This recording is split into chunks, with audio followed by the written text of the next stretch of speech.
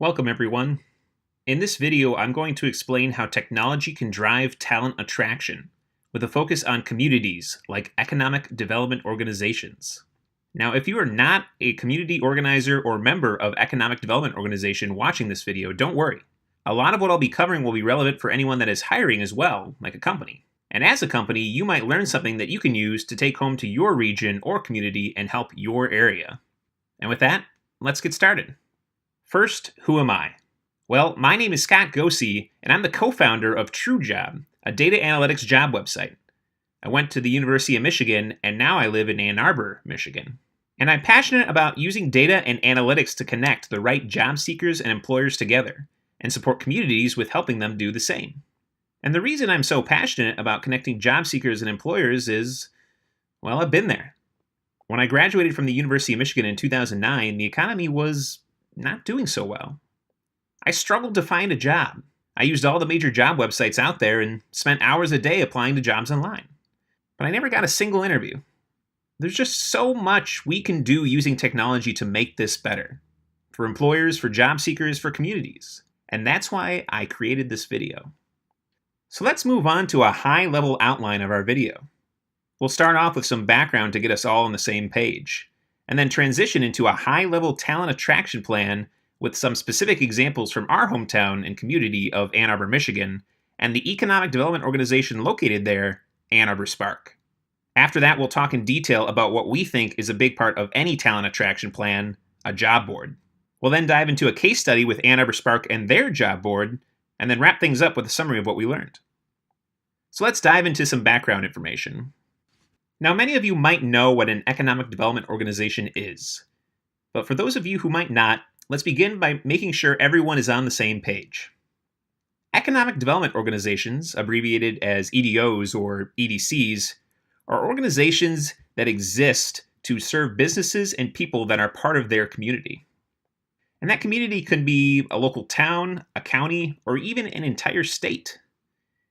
EDOs could also be publicly funded, such as by local taxes or grants, privately funded, such as through sponsorship from local companies, or some mixture of both.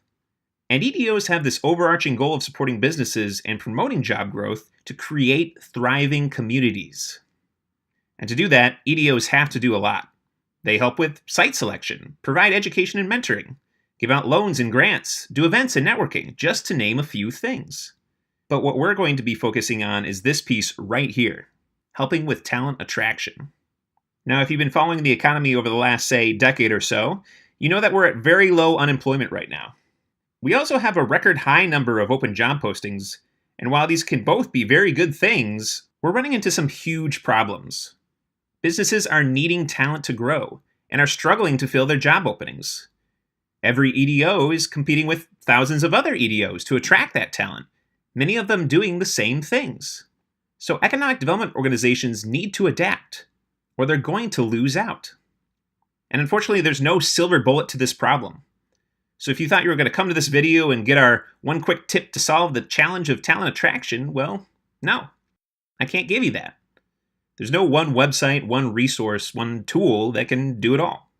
Solutions are going to be multifaceted to this problem. You need to be taking a long-term view and have realistic expectations about your talent attraction efforts. We've highlighted a few broad things here that you might want in a solution, and we'll touch on these a little bit in our talent attraction plan as we go through the presentation. Things like collaboration, improved branding and messaging, highlighting quality of life in your community, and skills development resources. So now that we're all on the same page, let's get to that talent attraction plan. To start, on the screen you can see a high-level outline of what we think is needed in any talent attraction plan. And as we continue, we're going to be digging into each one of these 7 points listed with some specific examples. So for step 1, we have to evaluate our community's needs. So this may sound obvious, but it is essential to understand where the starting point is and get a baseline so that way we know what we need to do to improve.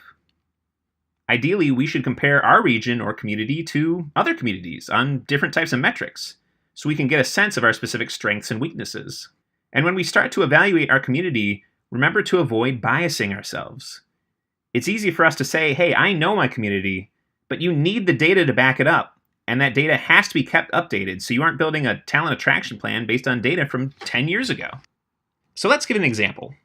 Ann Arbor Spark is the economic development organization based in Ann Arbor, who we'll be talking about in our case study in depth more later on. Now, Spark keeps a lot of metrics about their area. You can see they know who their key employers are. Ann Arbor has a large university, a health system, some automotive companies, and some growing tech companies. And so it makes sense that software technology, automotive mobility, and life sciences and healthcare end up being Ann Arbor's key industries. Spark also knows that while Ann Arbor excels at being a center place of research and venture capital, it struggles to grow its population, and housing prices are increasing. And the way that Ann Arbor Spark was really able to dig in and find these things out was by conducting benchmarking studies. Again, why is it so important to look at your community in detail to understand where you're at? Well, the goal here ultimately is to figure out where are the gaps. What is it that you actually need to be doing to make your community more attracting? If you don't have the data or research to know where you're succeeding or failing, you're not going to be doing a good job answering these questions. And to be clear, this data is hard to gather and analyze. There are tools that can help you do a bit of this research, like Zoom Prospector, Townfolio, Dynamometrics, Hoovers, or TrueGem. And while these are all great tools, they cannot provide all the answers.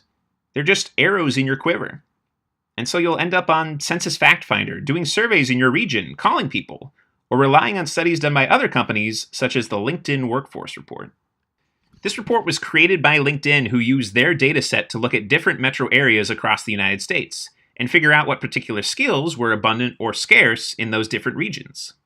Now, the results are summarized for the Detroit area above. On the left, skills that are abundant, and on the right, skills that are particularly scarce. And a region can use these metrics to help build out its strengths and weaknesses. Maybe use the strengths to highlight on your website what your region does well. We're the #1 place to go for lean manufacturing. And use the weaknesses to figure out what challenges you want to solve next, such as focusing on technology jobs. The data will help you regardless. And how to get this data brings us to our next step, reaching out to partners and stakeholders. So to start off, when you're trying to bring this data together, you need to make sure that there's a focus on all the stakeholders involved. Employers, the ones searching for locally trained talent, maybe who are watching this video right now. Job seekers, searching to find positions they're qualified for.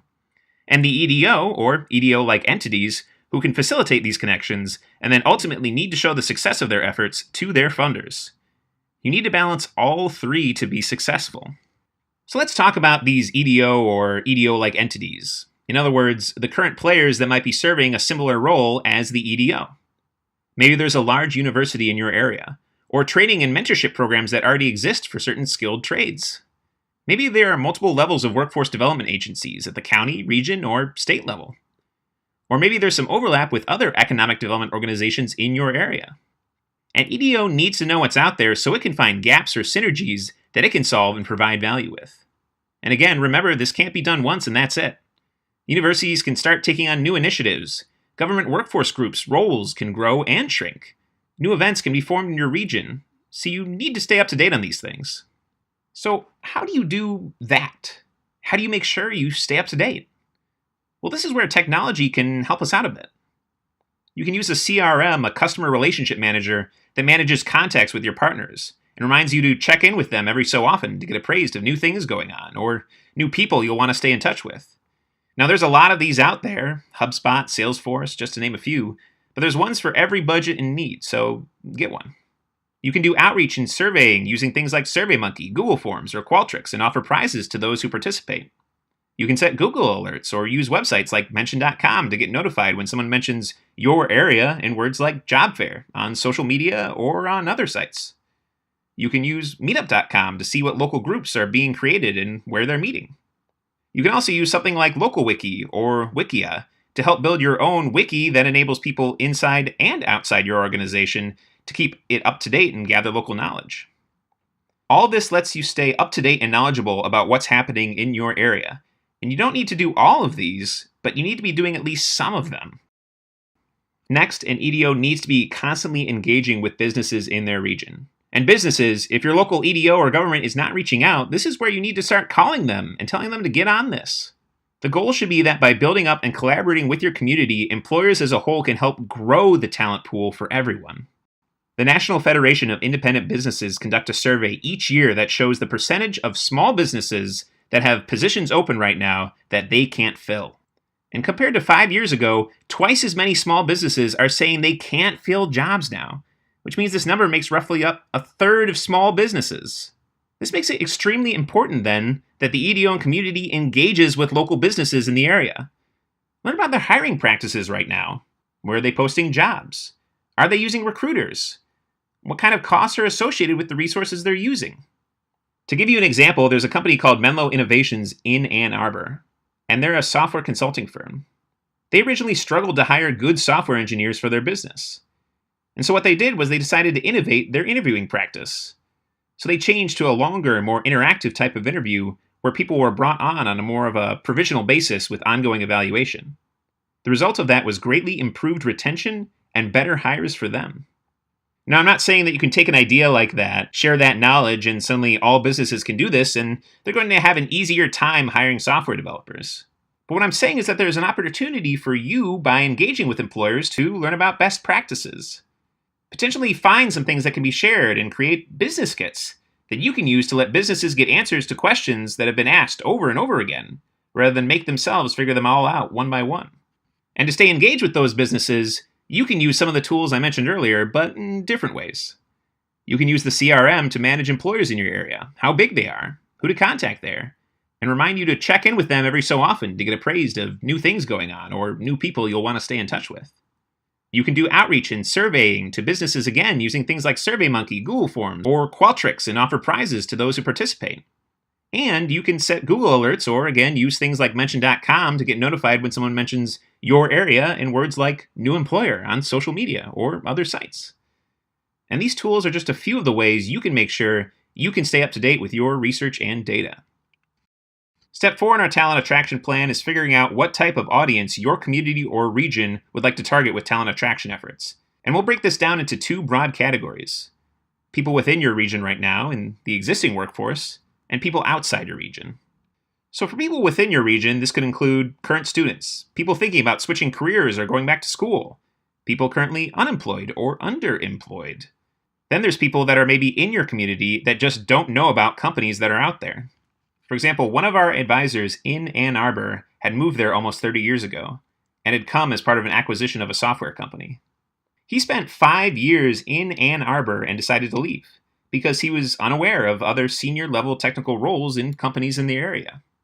So he ended up working for a company in Connecticut and commuting back and forth because he was simply unaware. There was no job board, there was no community program around that. Then finally, he was shocked to find out that there were software firms and technology senior level, executive level positions in the area. But he had spent 5 years commuting back and forth to Connecticut. And when he was on the plane every Monday morning, he saw the same faces, so he knows he wasn't alone in that. These are people that could be inside your region right now that you could be losing. On the flip side, people outside your region right now could include former residents, former students that graduated and then left, or potential newcomers. In Ann Arbor, we have the University of Michigan. And when there's new faculty members considering taking a position at U of M, they might be considering taking offers at different universities across the United States. So what is it about Ann Arbor that is going to make them choose to come here? Well, these potential newcomers are going to be looking at things like the quality of life, housing prices, or maybe thinking about if their spouse or partner is going to be able to find a good job here as well. So be sure to take into account spouses or partners as well, and how they could find careers where you live. It can make a big difference. So how are you going to attract and retain both of these groups? Well, all that data research you've done needs to be seen by these groups, and the best place to access that data will be your website. When people look for places to work or move, they're going to the web, searching Google, and checking out websites and researching their potential locations. So you need a website because otherwise they won't find you. And if your website is outdated, you've lost. According to the Bureau of Labor and Statistics, employment of computer and IT occupations, i.e. tech jobs, grew faster than the average for all occupations. So what type of impression are you going to make to people wanting these jobs, these tech jobs, if your website was last built 15 years ago? Here's another statistic. At least 51% of traffic right now comes through mobile devices, phones, tablets, compared to desktop now. Does your website look good on a mobile device?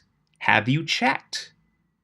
If you don't take care of some of these essentials, you give people who want to come to your area a reason not to. Your website can also be a great tool for data analytics and research.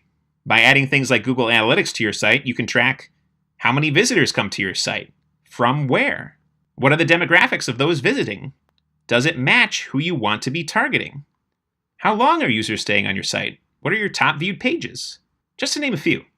These metrics can show your impact and help guide you to know what you can be doing better. And when these users come to your site, you'll want to make sure that you have all the data you've collected easily accessible on your website. So what you see on this slide are some examples of content that might be relevant, particularly for talent attraction and those individuals considering coming to your community. Things like cost of living resources, what kind of infrastructure, schools, healthcare facilities are available, information about relocation, maybe housing prices and availability. We've seen some recent experimentation with incentives, maybe offering to pay off part of student debt for young people that come to their community. And one of the biggest resources you can add to help your site is a high-quality job board that shows off job openings and companies in your area. But more on that later. The next step in your talent attraction plan should be continuous targeted outreach, a lot of which, again, will start from your site. So, for example, you could have a job seeker mailing list, or maybe a blog specifically for talent. You can have social media campaigns and use tools like Buffer to sync between all your different social media platforms. You can do other online ad campaigns through Google AdWords, Facebook ads, to again target the people that you want to reach out to. You can also do events. So for example, Ann Arbor Spark runs an event called Tech Homecoming that is put on just before Thanksgiving each year. They advertise this event for people that are returning to the community to show them the new companies and job openings that are available. They actually use their job board as a resource at that event to direct people to, and so they can see all the information at a glance. Then on the right here, what are you going to be actually saying when you're reaching out? What kind of information is going to be part of those outreach campaigns? Potentially new job opportunities, new employers, or employers that are expanding. If you're tracking what's happening, you could potentially get some success stories from companies that have been able to hire in your area, or individuals that have come to the region. Then maybe milestones in those metrics that you're tracking, such as being able to say 10 new software developers were hired by a company in your area. Once you have your content for your outreach, you can do promotional campaigns to engage with your audience. I've listed some examples of possible promotional campaign ideas here, but you need to look at what you are trying to attract and use those platforms to engage with them. If you're trying to target millennials, are you on Snapchat, Instagram, Reddit? Do you know what those words I said are? Your data will be your guide to where to go from here. The last step in our talent attraction plan is to track and measure everything, so you can know whether what you did before this was successful. And so here are some key metrics that you'll want to be able to track via either a job board or some other tool. First, engagement from employers. Which employers in your area are signing up, engaging with your platform and your outreach campaign? New job openings. Which companies are having new job openings? Which industries and which locations are growing in your area? Engagement from job seekers. Now this reflects potential newcomers to your area. So if you have a resource like a job board, then you could measure, are people viewing your jobs? Are they actually clicking apply? If you started, say, a new social media campaign, and you're measuring this type of data, this could really help you judge the effectiveness of that campaign.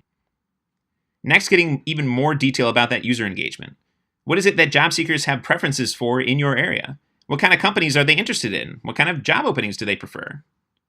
Finally, filled jobs. We've heard this referred to by one of our clients as the holy grail of metrics for EDOs, measuring how many jobs have they actually been able to fill as a result of their efforts. And to be clear, we built this all into the TrueJob platform. Which brings us to our next part of our talk, using a job board as a very important tool in your talent attraction toolkit. Now, I know that's easy for us to say as a job board company, but let me show you why it's so important to have a job board and have it be on your site. For example, what's wrong with sites that exist right now? Sites like Indeed, sites like Monster. Local employers are already using these to do hiring. And so we've seen a good amount of EDO websites that have a careers resources section, and they're linking directly to these sites. But if you have someone that's on your website, they're engaged, they're looking around, and then you just send them off to another third-party resource. You're really losing that engagement as soon as you do that. You're also losing any branding and credit you can get for being part of the hiring process.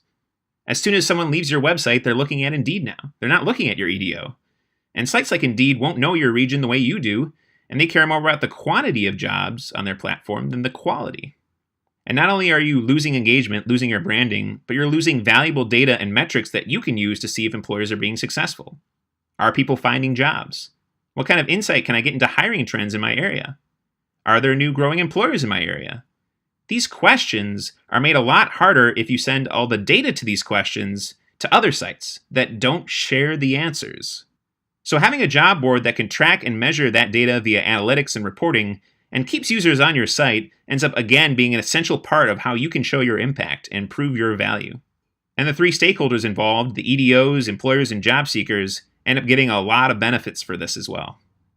For EDOs, a job board will improve your brand, increase traffic to your site, allow you to highlight opportunities to newcomers outside your region, lets you show off local employers. You can gather contacts to help with outreach and marketing. And most importantly, you can prove the impact with a job board that can track metrics and analytics, which can help you increase your funding. For employers, a job board will give them a new channel of applicants that's highly localized, help match them to candidates that will fit their company, give them an applicant tracking system to help smaller companies without an HR staff, and can get reportings and analytics that can help employers improve as well. Finally, for job seekers, a job board will give them a better selection of job postings because the EDO curated the job postings. Allow them to match and filter for jobs that fit them so they can find more relevant jobs for them. For newcomers, it can give them a view of the job market in the area. And it can be a way for job seekers to learn about upcoming career events. So some examples of great localized job boards include Imagine Pittsburgh. Now they've done a great job of highlighting a ton of local companies and 20,000 local positions, and we're able to fund the job board through local company sponsorship. Then there's Hello West Michigan, who took a different approach to their job board, a more personalized recruiter type of approach. Remember when I talked about helping significant others find careers in your region? Well, an interesting stat is that Hello West Michigan gets between 10 and 12 contacts a week from significant others of those considering moving, which I'm sure helps Hello West Michigan convince people to move to their area. So now you've gotten an outline of what to do and heard some examples, let's look at a real case study of someone that put that into action, Ann Arbor Spark and their job board. So you can find their website at annarborusa.org, and what's interesting about Spark was that they actually had a job board system on their website before our system. Now, it was an old system, one that had been around for a long time, and was getting out of date, and they were being left behind in terms of features, and they were losing engagement with employers as a result of that. Here's what Phil Santer, SVP and Chief of Staff, had to say about their old job board. We were basically left behind in terms of different features, in terms of different qualities that we needed from a job board. We needed a job board that would appeal to knowledge workers, something modern and easy to use. We also needed to have analytics to show our funders and corporate customers. I've seen it become a really critical point as a tactful and impactful tool that you need to have as an EDO, and it's actionable. So we worked with Ann Arbor Spark to replace their job board with our platform. With TrueJob, we were able to brand the job board to their website. Again, Spark knew that they wanted to get credit for what was happening on their platform. So it's important that the look and feel really, again, integrates seamlessly with your existing brand and website. Next, we curated the job board for knowledge workers. Spark had this audience in mind of knowledge workers that they were trying to reach, but you should be able to choose the audience that you're trying to reach. Maybe if you're looking to reach students, your job board should at least somewhat be focused on internships. Next, we made it simple to use and maintain. You don't want to be creating more work for yourself. So at Ann Arbor Spark right now, managing the system where employers sign up, get approved, post jobs, and then get those jobs approved is handled by the administrative assistant to the president, and it only takes minutes a week. We gave extra support to small employers. This was really important to Spark. They work with a lot of startups and small businesses, and many of them don't have an HR department in place already. So as part of our system, we integrated a basic applicant tracking system to help those small companies manage their hiring process. Finally, we gave them powerful analytics and reporting. Again, Spark wanted to be able to tell if it was being successful, and measuring those analytics helped tie everything together and show the value of the resource. So here's what our final job board looked like, which was embedded right into their website. And if you go to the Ann Arbor Spark website, you can visit it today. And what were the results that Spark saw from updating their job board? Well, over 300 local employers have signed up and actively engaged with it, more than ever before. Job seekers engage with the new job platform over 60% more compared to their old platform. And almost half of Spark's website traffic starts at their job board. This is a huge driver of engagement with their website. Roughly half of all their website traffic comes to this resource first. This is why we stress so much that a job board is such an important resource for a community. It's a great way to help EDOs, employers, and job seekers in your area, and it helps build your community up. All right, so let's wrap up then and give a quick summary of what we talked about. EDOs and communities can and do play a key role in talent attraction for their region. We mentioned this at the beginning, but there's no silver bullet here. Solutions are ultimately going to have to be comprehensive, and you need to have a long-term view and realistic expectations. But you don't have to go it alone. There are consultants out there for economic development groups that can help you. And if you're an employer watching this video, consider going back to your region and reaching out to your local EDO. You can work together with them on a talent attraction plan. And there needs to be a talent attraction plan, and it needs to be kept up to date. We've given you an outline of one in this video, but you'll need to customize this for your area. And a critical piece of doing that will be an up-to-date website with resources that help people know about your community. Finally, it's essential for you to track metrics and help quantify the results of your outreach and those talent attraction efforts you're doing, which can be made easier using tools like a job board. Again, there are thousands of communities across the United States. They have different budgets, different size regions, different strengths and weaknesses. But no matter what your size, you need to constantly adapt or evolve if you want to thrive. And hopefully with what I've talked about in this video, this will help get you there. Now, if you have any questions, you can call or email us to set up a free consultation using the information above. And with that, thank you for watching.